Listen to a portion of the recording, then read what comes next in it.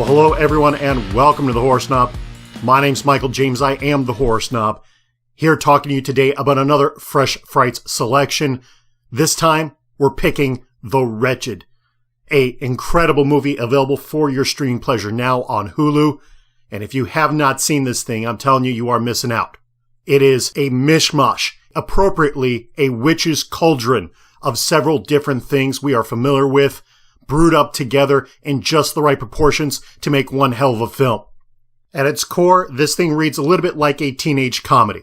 We get introduced to our primary character, young teenager Ben, who's traveling to see his dad. Parents are separated, staying with dad over the summer in this beach house type situation. Dad works at a marina. Ben's going to work at the marina. And through this scenario, we come across our local bully, his favorite piece of arm candy, and of course, the love interest to be a young lady that's equal parts introverted nerd girl and outgoing girl of his dreams.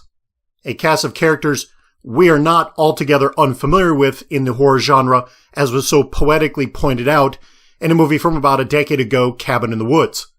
You then take that cast of characters that could just as easily be in the next rom-com as they could be in the next slasher, and drop them into a scenario where Ben is going to find himself going toe-to-toe with a 1,000-year-old witch that likes to swallow up children's souls like she's eating bonbons watching reruns of Married with Children. It is all bad all day, or as I always like to say, shit's going downhill in a hurry.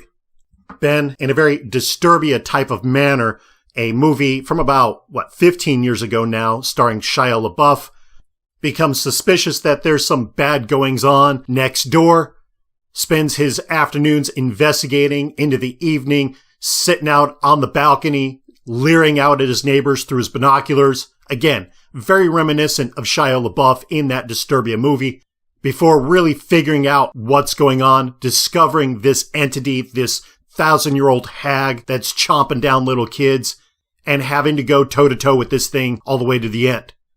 We haven't even gotten to the good parts yet, the parts that we as horror fans really look forward to, where limbs are getting torn off and blood is getting splattered.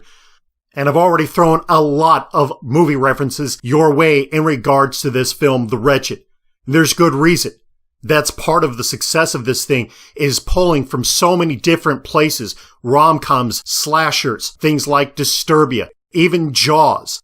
One of the most beautiful things about that classic film is the pacing of it, where there are these great, rather large moments of calm in between the shark attacks, lulling the viewer into a sense of security.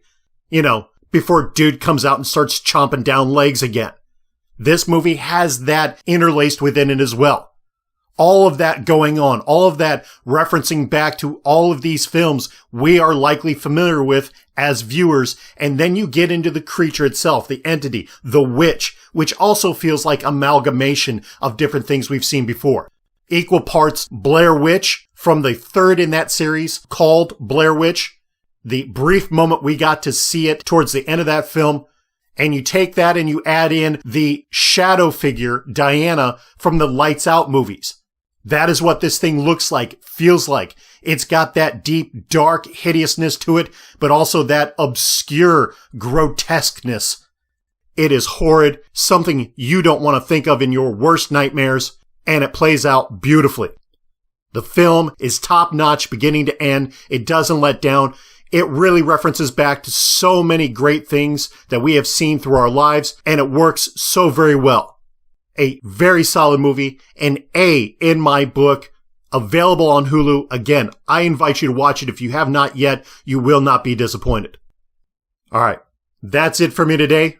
As always, I invite you to take a moment, hit that subscribe button, and stay up to date with more reviews like this that I've got coming out.